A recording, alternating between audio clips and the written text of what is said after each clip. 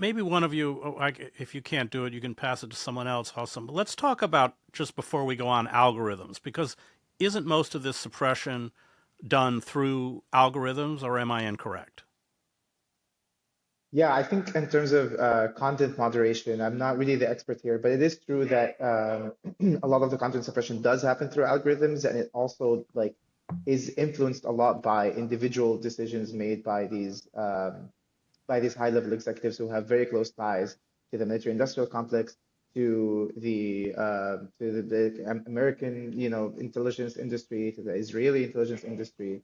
So it's kind of it's a self-fulfilling cycle of these personal biases, these personal relationships interfere and kind of inform these algorithms, which are then continue the cycle of suppression. But on the point of algorithms, I think I want to point out also like a very, very dangerous trend that is happening as well of algorithms being used and machine learning and artificial intelligence being used not only to suppress content, but to effectively become weapons in their own right and to target and kill the Palestinian people in Gaza, to be used to commit the genocide in Gaza. Um, there are the Israeli tech industry and the Israeli military in particular has become a pioneer in developing killing machines that use algorithms that use artificial intelligence to accelerate and empower their war machine so that we are in fact living in the world of the world's first AI assisted genocide. They have developed systems such as the Gospel, Lavender, Where is Daddy? These systems basically empower the Israeli army to classify the Palestinians as terrorists, to target them when they're at their most vulnerable in their homes with their families, to track them wherever they are across the entire Gaza Strip. There are algorithms that track Palestinians in the West Bank that enforce the apartheid system that allows only Palestinians to use certain roads, things that they are permits that they have to apply for to even move freely between towns to go in and out of the West Bank.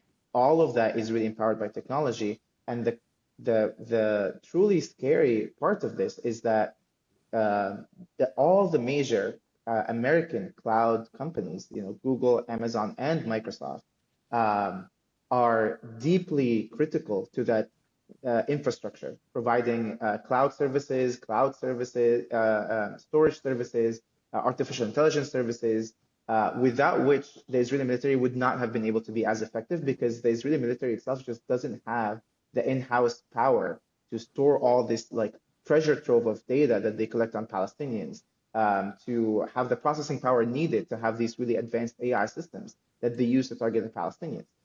So there's this really, again, scary dystopian like video of an Israeli colonel talking about how they have basically been able to use what they call civilian clouds, such as Google Cloud and Google, Amazon, and Microsoft, to effectively construct a weapons platform to effectively treat cloud as a weapon in its own right.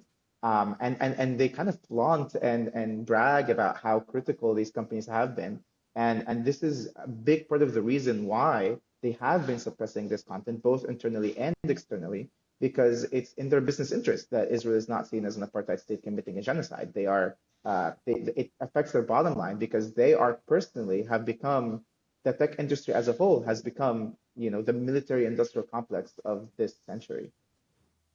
Yes, you raise a very important point. The magazine 972 in Israel, which has done good work on this, but they talk about how those AI systems actually speed up the ability because it's the AI that's picking the targets. So, in fact, they're carrying out targeted assassinations and bombings on a much faster rate, but it's all machine driven.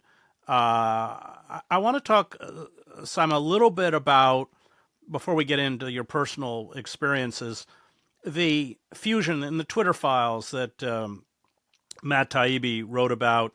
He talks about the close relationship that these companies have with the FBI, with Homeland Security, and how that they're the kind of how they control content by hiring employees directly from these domestic intelligence agencies. I mean, the Twitter files, I think, exposed the complete fusion between the national security state and these companies. Maybe, Simon, you can talk a little bit about that.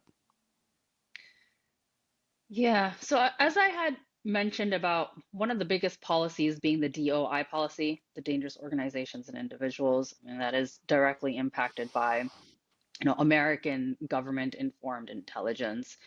And the second piece is about how these tech companies, not just Meta, but all these tech companies, there's a pipeline from this Unit 8200 that I mentioned, which is the CIA of the Israeli government, how these tech professionals are taking on leadership roles at these tech companies. And it is that continuation of ties between these private tech companies and the Israeli government that is problematic. In terms of American intelligence, I'm not sure, I don't know if I can speak to individuals that are being sourced that way, but I do know that there is collaboration with these tech companies and the US government. For example, Meta recently revealed that their AI technology, Llama, which is open source, they recently released that they are going to allow the US government to use that technology, that they are going to collaborate with the US government to um, to really utilize this technology to benefit Americans. And it is forbidden to use this AI technology by any other government in the world, which again, when we talk about digital colonialism and this power over the global South, that is what the problem is. The biggest technology companies of our time are all American based, and they are seeking to work with the American government to continue keeping the US as a superpower at the hands of all of these other companies that it needs to exploit and keep suppressed.